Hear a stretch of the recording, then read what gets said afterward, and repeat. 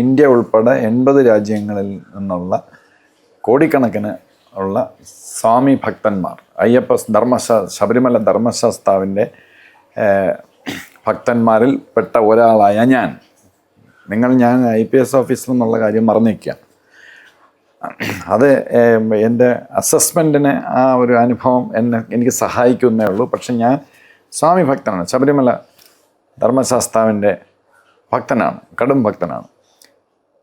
അതുകൊണ്ടാണ് ഞാൻ 2017 അവിടുന്ന് ഇറങ്ങിയ ശേഷം ഞാൻ ശബരിമല തിരിച്ചു പോയിട്ടില്ല. കാര്യം എൻ്റെ ഒരു ശപഥമാണ്, ഈ ക്രിമിനൽസ് എല്ലാം അവിടുന്ന് പോയ ശേഷമേ ഞാൻ ഇനി ശബരിമല പോകുന്നുള്ളത്. അപ്പോൾ അതിൻ്റെ കൂട്ടത്തിലാണ് ഇത് നടന്നിരിക്കുന്നത്. പിന്നെ ചന്തു നായർ പറഞ്ഞു സ്രാവുകൾ കുടുങ്ങിയെന്ന്.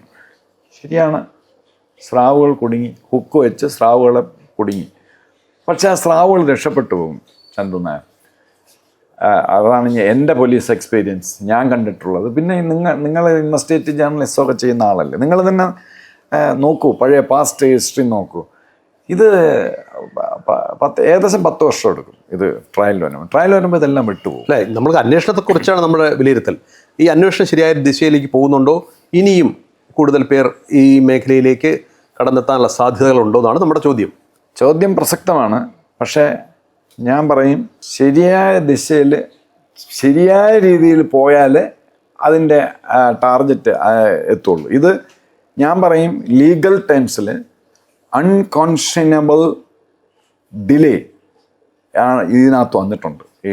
അതുകൊണ്ട് എന്താ സംഭവിക്കുന്നത് പറഞ്ഞാൽ, ഇപ്പോൾ ഉദാഹരണം ഒരു അക്യൂസ്ഡ്, പേര് പറയുന്നില്ല, ഒരു അക്യൂസ്ഡിൻ്റെ വീട്ടിൽ കയറി പാസ്പോർട്ട് പിടിച്ച്, പത്മകുമാർ അല്ലെ പറഞ്ഞാലും കുഴപ്പമൊന്നുമില്ല, പത്മകുമാറിൻ്റെ വീട്ടിൽ കയറി പാസ്പോർട്ട് പിടിച്ചെടുത്തു എന്ന് ഫ്ലാഷ് ചെയ്യുന്നു നമ്മുടെ TV-യിൽ. പക്ഷേ എന്നെപ്പോലെയുള്ള ഒരു ഉദ്യോഗസ്ഥന് പോലീസിലെ എക്സ്പീരിയൻസ് ഒക്കെ ഉള്ള ഇതിന് നമ്മൾ ആലോചിക്കുമ്പം ഈ പാസ്പോർട്ട് പിടിച്ചെടുത്തലൊന്നും കാര്യമില്ല. ചന്തു നായർ ഒരുപാട് വിദേശ പര്യടനമൊക്കെ നടത്തിയിട്ടുണ്ടല്ലോ.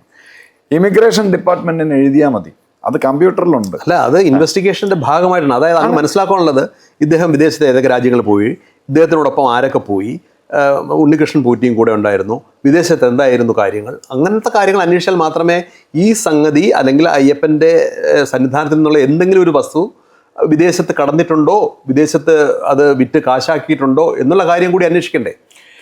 ഒക്ടോബർ 16 എൻ്റെ ഓർമ്മ ശരിയാണെങ്കിൽ ഈ ഉണ്ണികൃഷ്ണൻ പോറ്റിയെ അറസ്റ്റ് ചെയ്തത്.